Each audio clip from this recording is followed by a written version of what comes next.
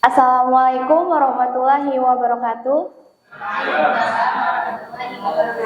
Segala puji bagi Allah Subhanahu wa Ta'ala yang telah memberikan kita nikmat iman dan kesehatan sehingga kita dapat berkumpul di tempat yang mulia ini. Salam serta salam semoga senantiasa tercurah kepada junjungan kita Nabi Muhammad Sallallahu Alaihi Wasallam beserta keluarga, sahabat dan seluruh umatnya hingga akhir zaman. Yang saya hormati Biro Kemahasiswaan Bapak Subianto M.Com, yang saya hormati dosen pengampu mata kuliah Communication Skill Ustadz Rizky Aminullah MMPD, yang saya hormati dosen dan staf STIMIK Antarbangsa dan teman-teman semua yang saya banggakan. Pada kesempatan ini, izinkan saya untuk menyampaikan pidato dengan tema yang sangat penting bagi kita semua, yaitu kesombongan. Ward Cunningham, seorang pakar komputer dari Amerika Serikat, pernah mengatakan bahwa cara paling efektif untuk mendapatkan jawaban yang benar di internet adalah dengan sengaja menuliskan jawaban yang salah. Karena banyak pengguna internet, terutama di media sosial, cenderung lebih suka mengkoreksi kesalahan daripada memberikan informasi baru. Maksudnya adalah di lingkungan sosial, termasuk media sosial, orang sering merasa perlu untuk menunjukkan keahlian atau pengetahuan mereka. Mengkoreksi kesalahan orang lain adalah salah satu cara untuk mencapai hal itu. Sekilas adalah tindakan lazim dan lumrah. Ketika ada seseorang yang berkata keliru atau salah, kita memberitahukan yang benar. Namun yang sering kali tidak disadari adalah apa motif dan tujuan di balik tindakan mengkoreksi tersebut. Apakah murni untuk menuliskan sesuatu atau ada kesombongan di situ yang menunjukkan bahwa saya lebih tahu daripada kamu.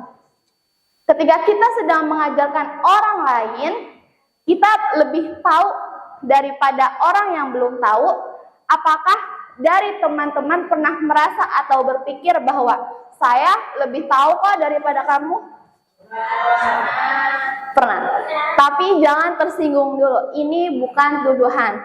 Karena selain motivasi untuk memberitahu yang tidak tahu dan meluruskan yang keliru, kesombongan seringkali muncul dalam bentuk yang paling halus dalam batin kita. Misalnya, kita memang tidak niat untuk merendahkan orang lain, tetapi di balik itu kita terlampau bangga atas apa yang kita miliki dan tidak dimiliki oleh orang lain, seperti kepintaran, pengetahuan, wawasan, referensi, termasuk teori-teori atau argumen yang awalnya kita sampaikan untuk meluruskan sesuatu yang salah di awal tadi, yang pada akhirnya bisa memunculkan kesan bahwa saya lebih tahu daripada kamu.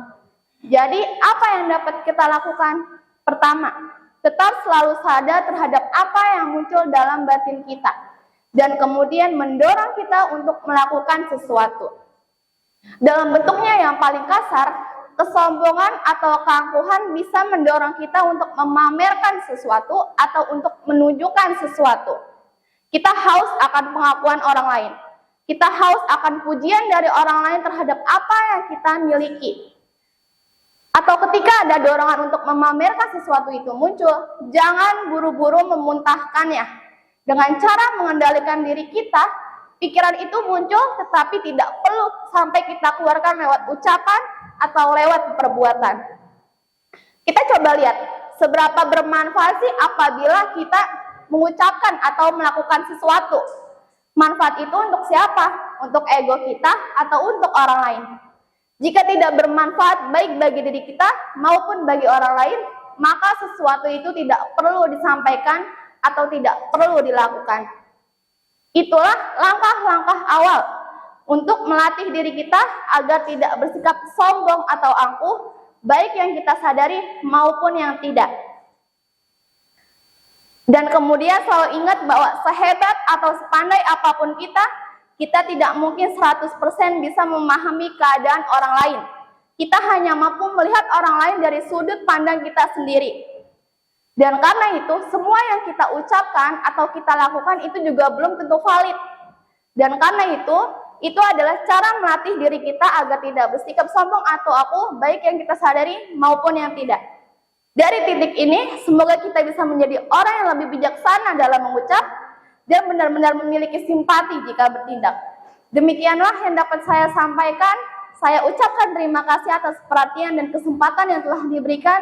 Wassalamualaikum warahmatullahi wabarakatuh.